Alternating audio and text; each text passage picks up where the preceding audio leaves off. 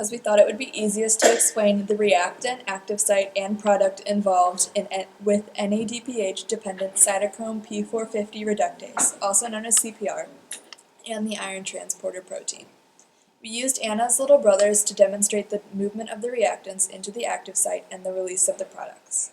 Cells need this biological process to help increase the speed of metabolic reactions, in particular involving hemes, also known as iron molecules, and NADPH, an electron transporter, to assist in the functions of the endoplasmic reticulum where it is located.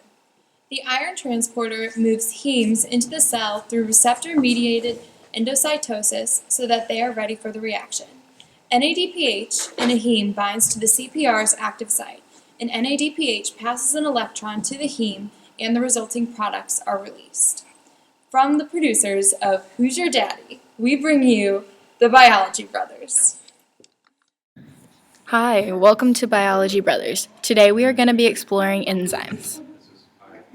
Specifically, NADPH-dependent cytochrome P450 reductase, also known as CPR, and an iron transporter protein. The iron transporter protein brings heme or an iron molecule into the cell, and both the heme and the NADPH binds to the active site of an enzyme to make a product. And to help us today, we have Angel, Oso, and Juan Luis. Over here we have our phospholipid bilayer membrane. This membrane is made up of phospholipids with hydrophilic heads and hydrophobic fatty acid tails. The heads are hydrophilic, which means water-loving, and the tails are hydrophobic, which means water-fearing. This makes them have opposite charges. Because of this, the iron molecules need the iron transport protein to let them through the selective membrane so that they are available to the CPR in the endoplasmic reticulum. There are two types of endoplasmic reticulum, smooth and rough. This reaction takes place in the rough ER. The rough ER is different than the smooth because it has ribosomes bound to it that help with protein production. Our helpers today will represent NADPH and iron molecules. The iron molecules are also known as heme. Angel is our NADPH and Oso represents our heme.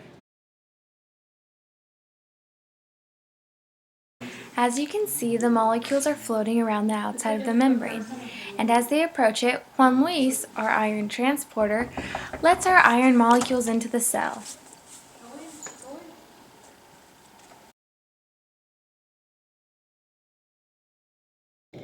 The NADPH is an electron carrier that shuttles electrons around the cell.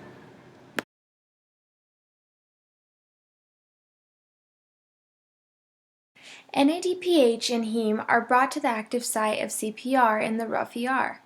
Each enzyme's active sites are very specific to their substances or reactants. The NADPH donates an electron to the heme while they are bound to the active site. Of the products are released, and the CPR then proceeds to catalyze more reactions in the cell. The CPR is not modified during the reaction, but only speeds up the interaction between the NADPH and the heme. Now watch me whip, now watch me nae. Okay. Now watch me whip, watch me nae. Why me do it? Now watch me whip, watch me nae. Okay. Now watch me whip, watch me nae. Can you do it? Now watch me, watch me. Now let's sum up what we learned today. We learned that there are two types of endoplasmic reticulums in the cell. There's the rough ER, represented by Miss Anna, and there is the smooth ER, represented by Miss Karen.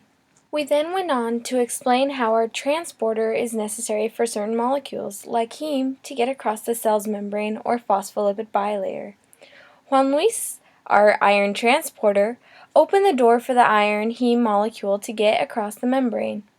Heme found its way to the active site, and with the help of Kennedy, our carrier guided the NADPH molecule along with its electron to the active site. The CPR then lowered the activation energy and allowed for the rate of reaction, the NADPH donating the electron to the heme, to increase.